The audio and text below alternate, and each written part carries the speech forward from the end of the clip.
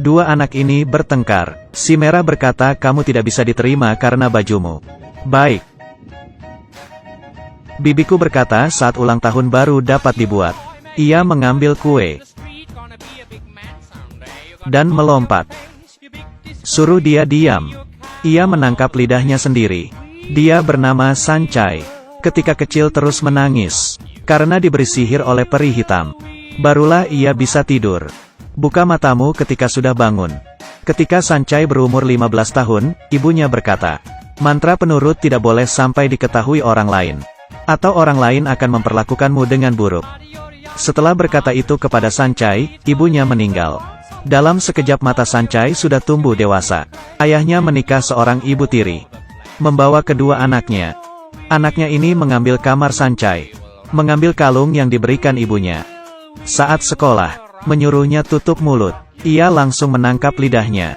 Kakak tirinya sepertinya mengetahui rahasia ini. Habislah sudah. Hari pangeran datang ke kota. Wanita di kota semuanya bersemangat. Tidak terkecuali si kakak tiri. Pangeran melihat Sanchai. Membuat kakak tirinya kesal. Menyuruh Sanchai pulang. Sanchai hanya bisa diperintah mereka. Pangeran ketakutan oleh para fansnya. Dan mengikuti Sanchai yang pulang. Tapi Sanchai tidak ingin berbicara dengannya. Melihat gadis ini yang tidak terpikat dengan dirinya.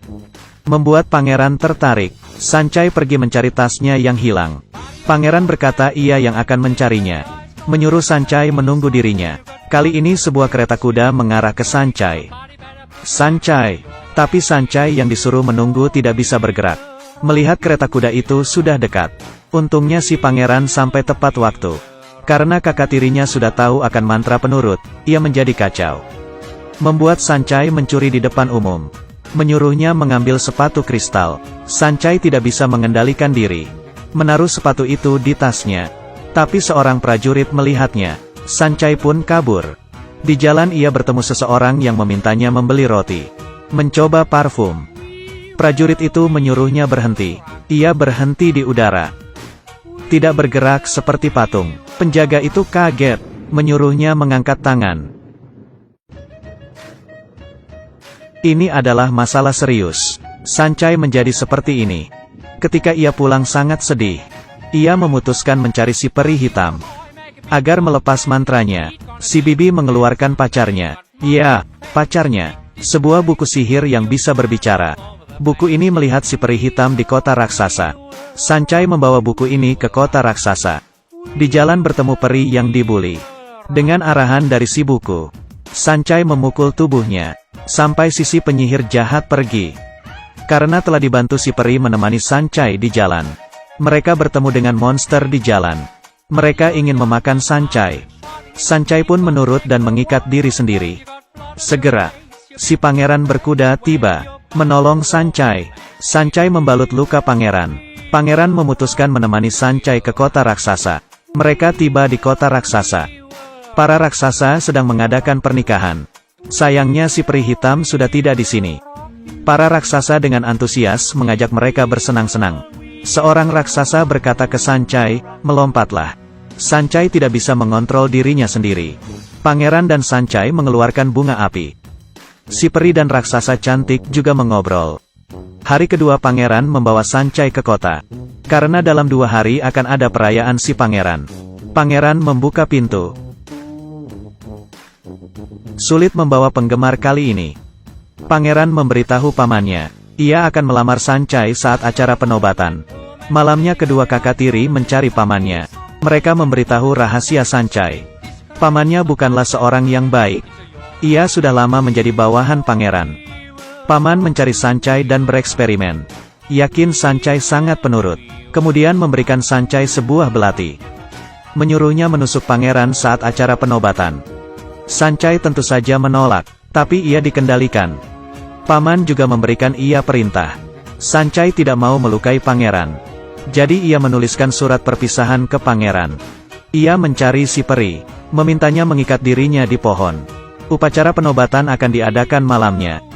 Sanchai berusaha keras untuk menahan tubuhnya. Di langit ada awan yang warna-warni. Si peri hitam yang mabuk turun.